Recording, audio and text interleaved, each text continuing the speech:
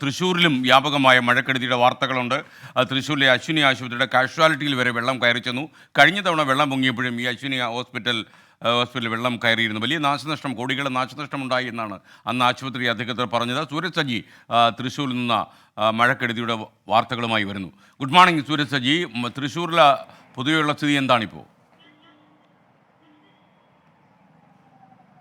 നമ്മളിപ്പോൾ നിൽക്കുന്നത് ഈ അശ്വിനി ആശുപത്രിയിലാണ്. ഇന്നലെ ഏറ്റവും അധികം വെള്ളം ഇരച്ചെത്തിയത് ഈ അശ്വിനി ആശുപത്രിയിലേക്കായിരുന്നു. കഴിഞ്ഞ ആഴ്ച ഉണ്ടായ മഴയിൽ 3 കോടിയിലധികം രൂപയുടെ നാശനഷ്ടമാണ് ഈ വെള്ളം കയറി ഈ ആശുപത്രിക്ക് ഉണ്ടായത്. ഇപ്പോൾ ഈ ദൃശ്യങ്ങളിൽ കാണുന്നത് ഈ ആശുപത്രിക്ക് മുന്നിൽ ഇന്നലെ പൊളിച്ചിട്ട ഓടയാണ്. കാരണം ഈ കാനയുടെ അശാസ്ത്രീയമായ നിർമ്മാണം, ഈ കാനയുടെ ശുചീകരണ പ്രവർത്തികളെല്ലാം വൈകിയതാണ് ഈ ആശുപത്രിയിലേക്ക് വെള്ളം കയറാൻ ഇടയാക്കിയത്. എന്ന് വെച്ച് കഴിഞ്ഞാൽ ഈ കാന എല്ലാം സമയബന്ധിതമായി വൃത്തിയാക്കാത്തത് കൊണ്ട് തന്നെ ഈ വെള്ളം ഒഴുകിപ്പോകാൻ ഒരു സൗകര്യമില്ലാത്തതാണ് ഇത്തരത്തിൽ ഈ തൃശ്ശൂർ നഗരത്തെ വെള്ളക്കെട്ടിലാഴ്ത്തുന്നത്. പ്രത്യേകിച്ച് ഈ വടക്കേ ബസ് സ്റ്റാൻഡ്, അശ്വിനി ആശുപത്രി തുടങ്ങി ഈ മേഖലകളാണ് ഏറെയും ദുരിതം അനുഭവിക്കുന്നത്. ഒരു മഴ പെയ്താൽ, അതായത് കേവലം മണിക്കൂറുകൾ പോലും ഇല്ലാത്ത മഴയിലാണ് ഇന്നലെ ഈ അശ്വിനി ആശുപത്രിയിലേക്ക് അടക്കം വെള്ളം ഇരച്ചെത്തിയത്. അങ്ങനെ ഇന്നലെ അത്യാഹിത വിഭാഗത്തിന്റെ പ്രവർത്തനം നിർത്തിവെക്കേണ്ട ഒരു സാഹചര്യമുണ്ടായി.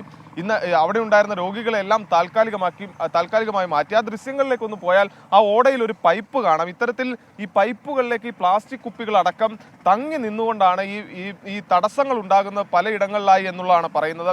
കോർപ്പറേഷൻ അധികൃതരുമായി സംസാരിക്കുമ്പോൾ ആ സമയത്ത് പൈപ്പ് പൊക്കി ഒരു യു ഷേപ്പിൽ ഇതിന് തടസ്സമുണ്ടാക്കാത്ത തരത്തിൽ ഒരു നിർമ്മാണ പ്രവൃത്തി നടത്തിയാൽ ഒരു പക്ഷേ ഈ തടസ്സങ്ങൾ, ഇടയ്ക്കിടെ ഉണ്ടാകുന്ന ഈ തടസ്സങ്ങൾ ഒഴിവാക്കാൻ കഴിയുമെന്ന് പറയുന്നു. അങ്ങനെ പൂർണ്ണമായും നമുക്ക് കോർപ്പറേഷനെ മാത്രം കുറ്റം പറയാൻ കഴിയില്ല. ഇത്തരത്തിലുള്ള നിർമ്മാണ പ്രവർത്തികൾ, അതായത് ഈ പൈപ്പ് ലൈൻ ഉൾപ്പെടെ ഇടുന്ന സമയത്ത് ഈ ഓടകളിൽ, കാനകളിൽ തടസ്സമുണ്ടാകാത്ത തരത്തിൽ അതുകൂടി ഇടാൻ ശ്രദ്ധിച്ചാൽ ഇത്തരം വെള്ളക്കെട്ടുകൾ ഒഴിവാക്കാമെന്നുള്ളതാണ് ഈ അധികൃതർ ഉൾപ്പെടെ ചൂണ്ടിക്കാണിക്കുന്നത്. എന്തായാലും ദ്രുതഗതിയിൽ ഈ നടപടികൾ ഉണ്ടാകുമെന്ന് ജില്ലാ ഭരണകൂടം അടക്കം പ്രഖ്യാപിച്ചിരുന്നു. ഒന്നും ഫലപ്രാപ്തിയിലെത്തിയില്ല. തൃശൂർ തൃപ്രയാർ റോഡിൽ അടക്കം ഇന്നലെ ഗതാഗതം തടസ്സപ്പെട്ടു. അതിരപ്പള്ളി മലക്കപ്പാർ റോഡിൽ അടക്കം ഗതാഗതം തടസ്സപ്പെട്ടിരുന്നു. ഓക്കെ, സൂരജ് സജിയാണ് വിവരങ്ങൾ നൽകിയത്. ഇതിൽ കോർപ്പറേഷനെയും അതുപോലെ തന്നെ തദ്ദേശ ഭരണ സ്ഥാപനങ്ങളെയും സർക്കാരിനെ മാത്രം കുറ്റപ്പെടുത്താൻ കഴിയില്ല. പല നില കെട്ടിടങ്ങൾ കെട്ടിപ്പൊക്കുന്ന ആളുകൾ നാളെ വെള്ളമൊഴുകാനുള്ള സ്ഥലമാണെന്ന പരിഗണന പോലും ഇല്ലാതെ കെട്ടിടങ്ങൾ നിർമ്മിക്കുന്നു എന്നതാണ് കാര്യം.